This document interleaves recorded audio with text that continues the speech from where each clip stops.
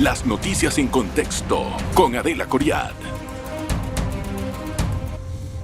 Bienvenidos, gracias por estar en Contexto. Me da muchísimo gusto tenerlo en el programa. La conectividad marítima del país y el potencial que tiene como hub logístico Panamá debe de aprovecharse al máximo. Recientemente, un fallo de la Corte Suprema de Justicia aprobó o rechazó para la parte ambientalista una demanda que se tenía por un estudio de impacto ambiental. Esto ha provocado opiniones encontradas con respecto al desarrollo que puede tener un puerto, que es el puerto del Parú, y también a las afectaciones ambientales. Es un tema que siempre estamos en conflicto, pareciera que no nos podemos poner de acuerdo en ese sentido. Vamos a conversar no solamente de ese tema, sino también del potencial marítimo que tiene Panamá y de la auditoría que anunció el Contralor Anel Bolo Flores con respecto a Panama Ports. Para eso tengo hoy al presidente de la Cámara Marítima, José Di Jerónimo, a quien le agradezco mucho. Gracias, José, por estar con nosotros. Es un gusto tenerte. Muchas gracias por la invitación. Gracias, José. Bueno, a mí me gustaría entrar a hablar acerca de lo primero que dijo el Contralor en una de las conferencias de prensa, la primera que también realizó su primer encuentro con la prensa, y habló acerca de muchas auditorías. En una de esas es Panama Ports. Me interesé en preguntar qué busca con Panama Ports, y él quiere revisar si los aportes de esta empresa al país son los correctos o no. Porque afirmó que hace 3 años la empresa no hace aportes porque hace unos años más atrás hizo entregó $35 millones según las palabras del mismo Contralor. O sea, me gustaría saber cómo recibe la Cámara Marítima la idea de una auditoría a Panama Ports. Bueno, la auditoría es algo que nos va a dar a todos a conocer realmente la transparencia, la forma en que se está manejando algún negocio.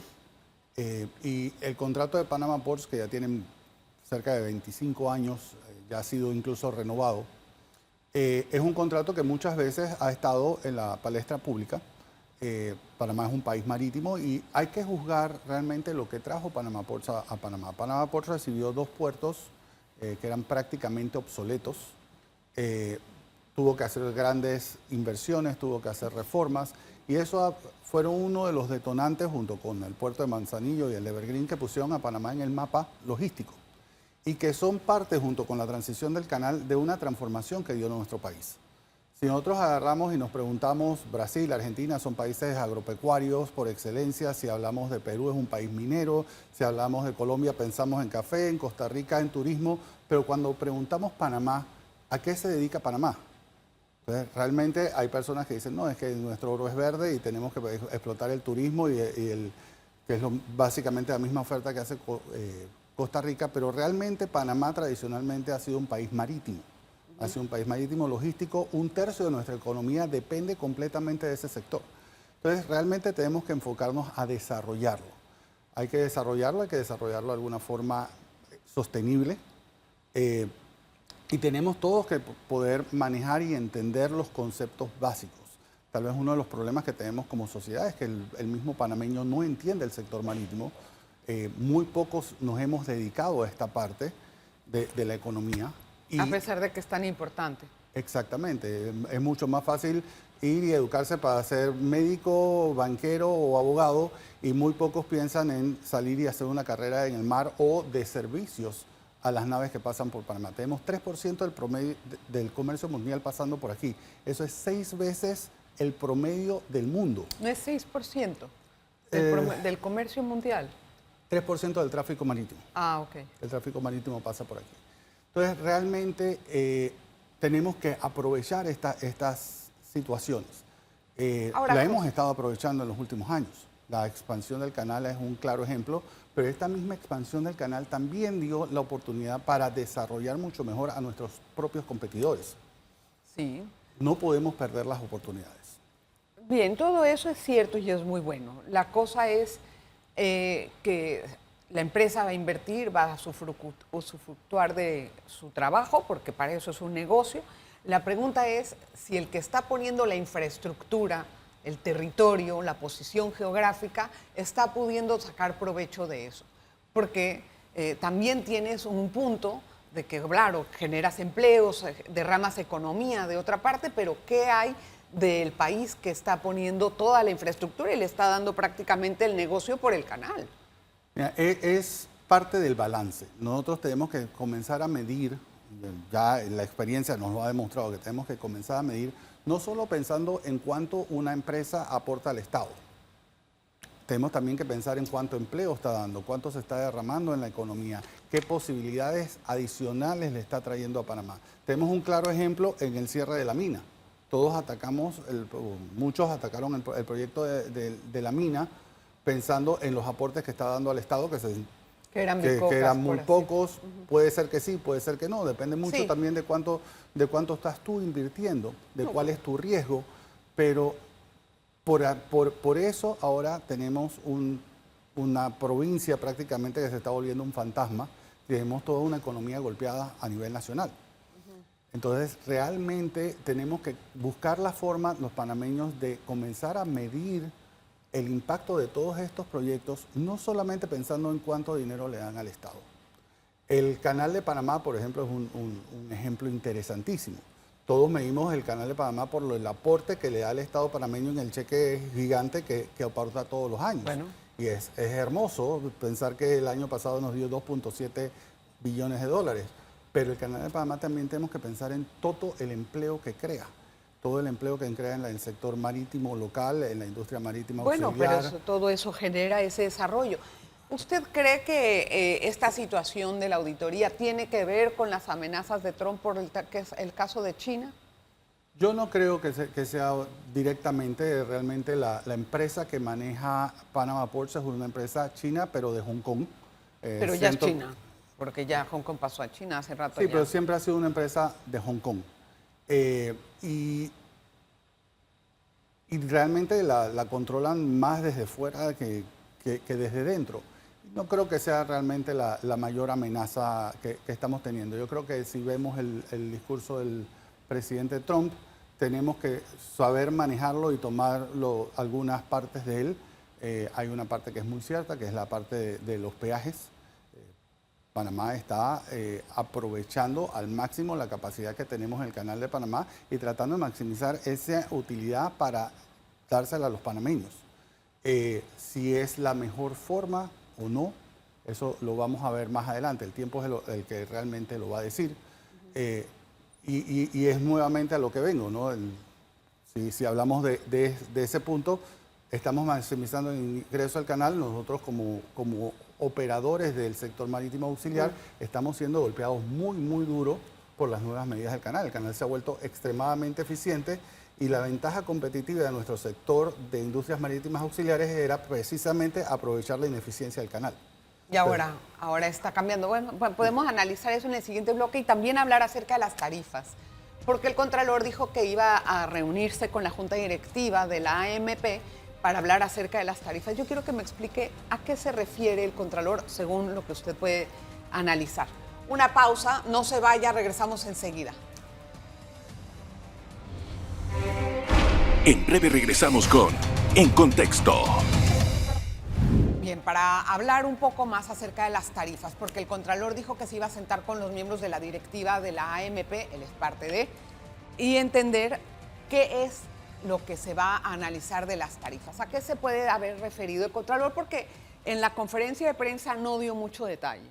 La realidad, la AMP tiene muchísimas tarifas. Tiene las tarifas de abanderamiento, tiene las tarifas de las licencias de marinos internacionales, tiene todas las tarifas de las licencias de las industrias marítimas auxiliares.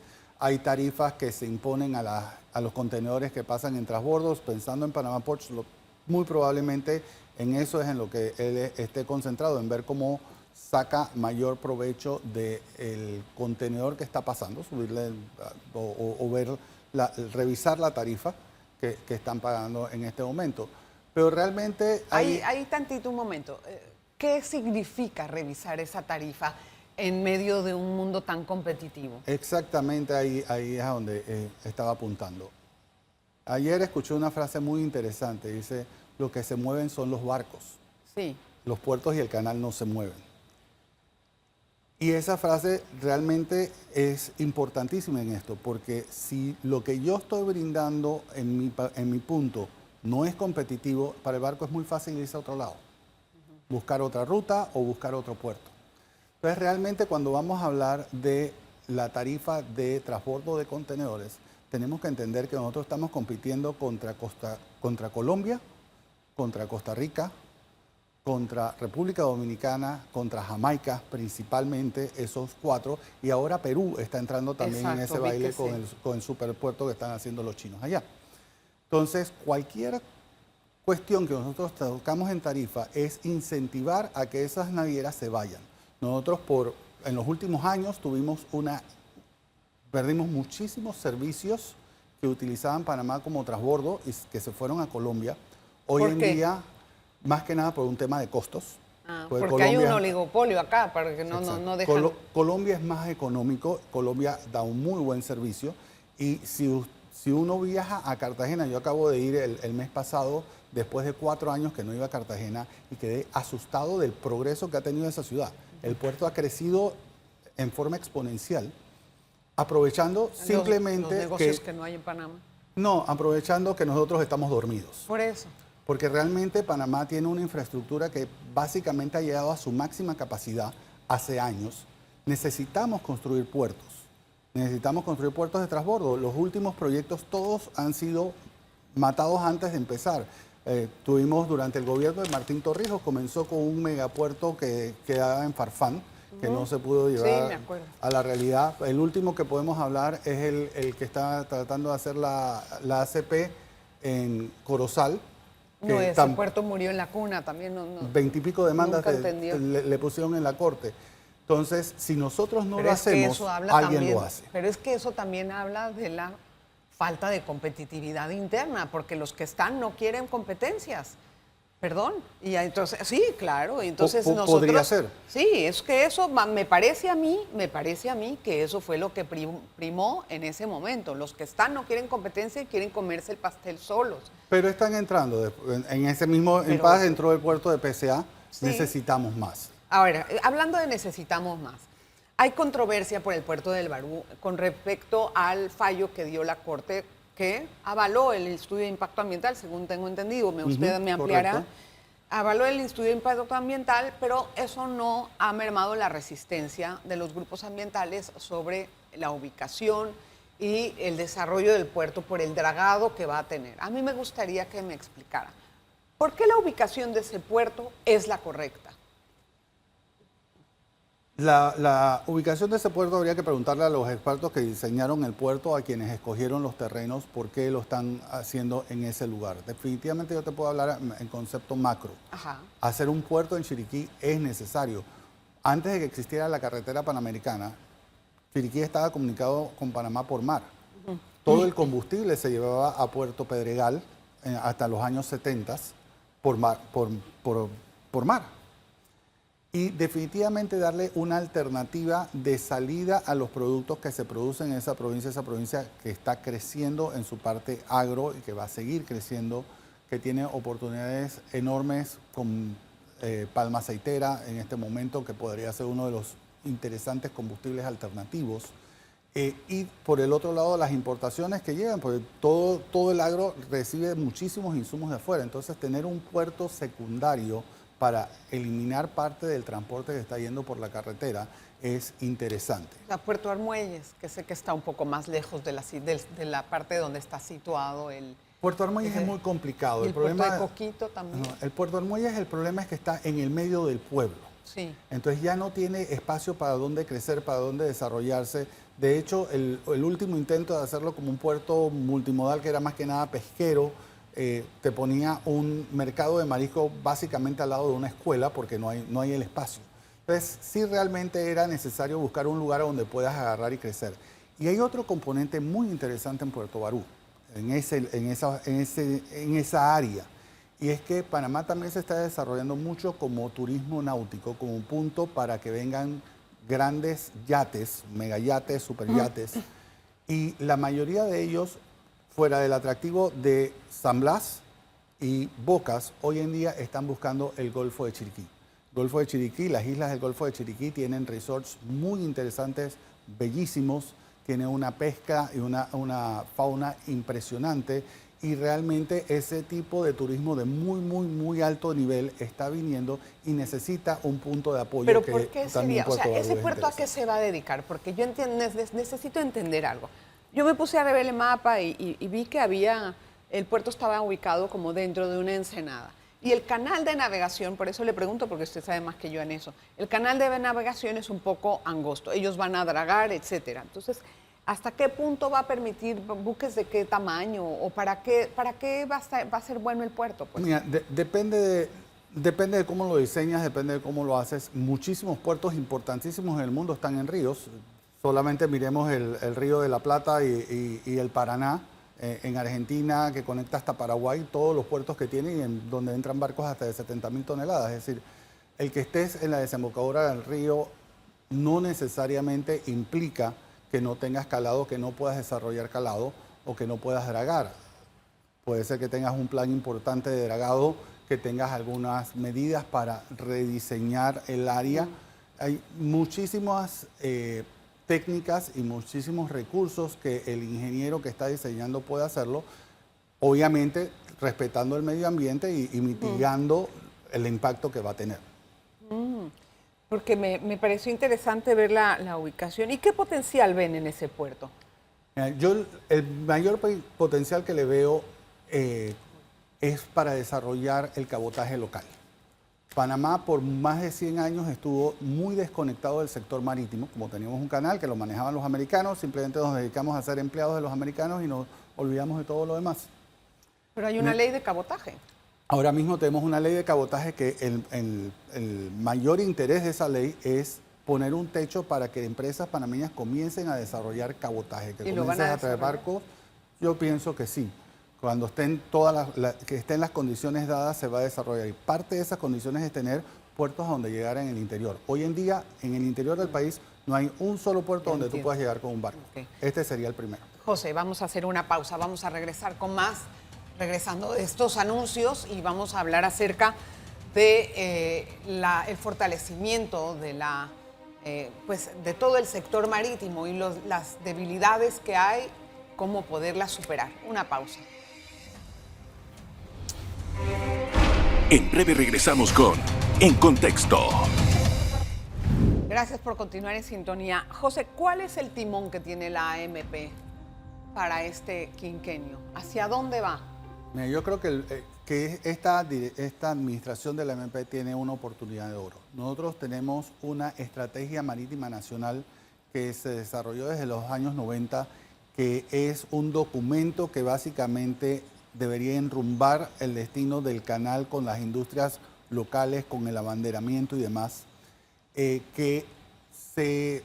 digamos que se dejó como en pausa en los últimos años y que es necesario retomar. Incluso nosotros dentro de la Cámara Marítima el año pasado, la presidencia anterior a la mía, hizo una inversión muy fuerte en hacer una visión marítima país a corto plazo de 5 años que sirviera de base para sentarse junto con el Estado, con el canal y los demás actores involucrados a rediseñar esta estrategia marítima país que es necesaria. ¿Y qué cree que va a pasar este quinquenio? ¿Van a poder hacer esa estrategia? Nosotros esperamos que si hablamos eso del se... potencial marítimo del país, si no le ponemos atención a eso, no sé. Nosotros tenemos fuertes esperanzas en que esto se reabra y que se trabaje. Realmente con la administración actual de la AMP han sido muy receptivos a las propuestas que nosotros le hemos hecho. Esta es una de ellas. Nosotros hemos hecho propuestas a hacer una revisión completa del reglamento de licencias para las industrias marítimas auxiliares que está caminando.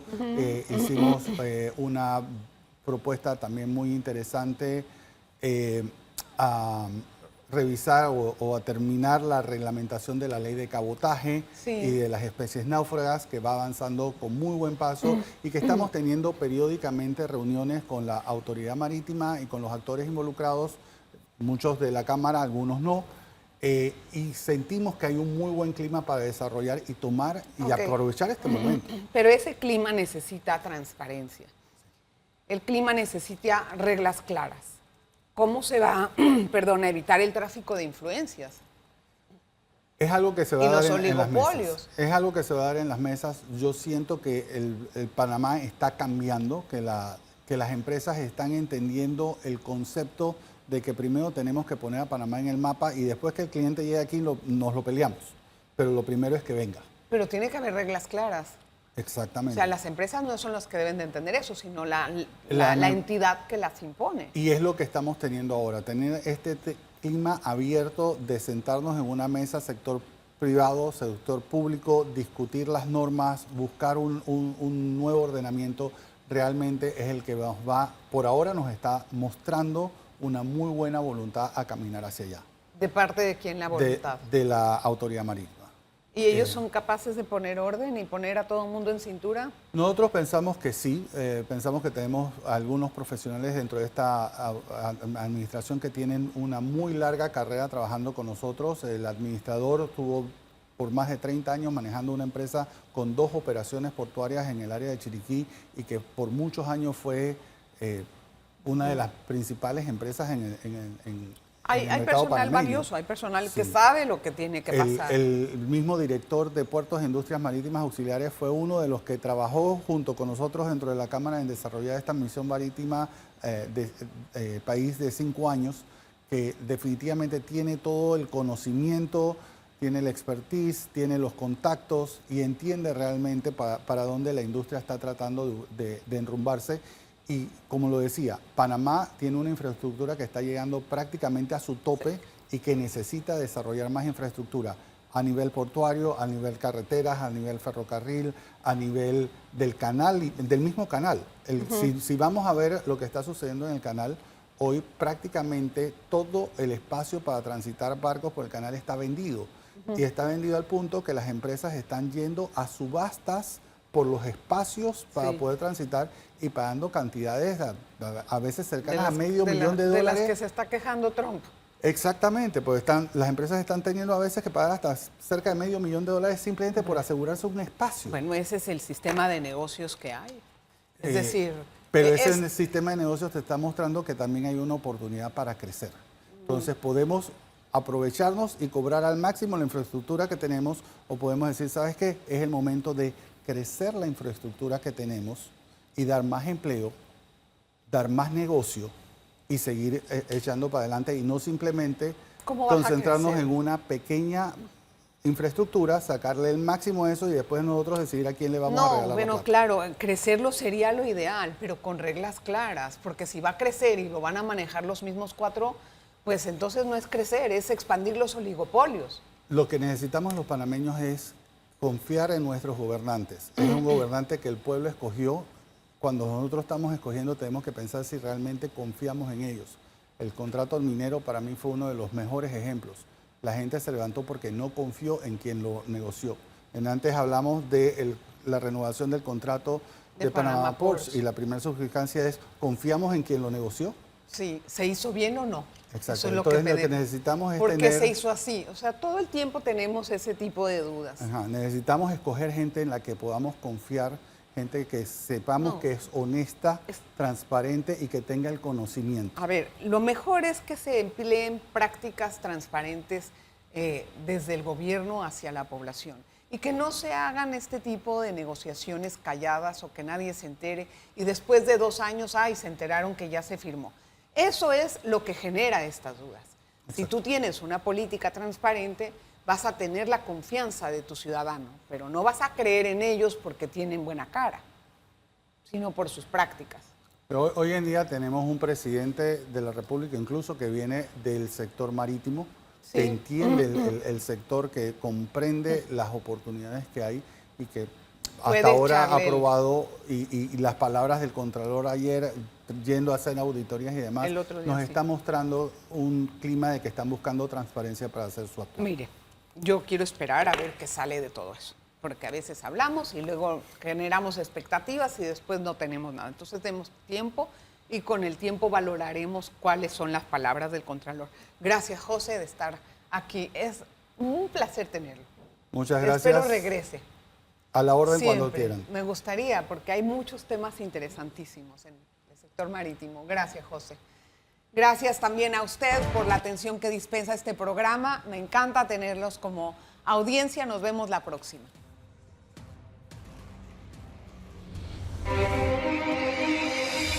Las noticias en contexto con Adela Coriad.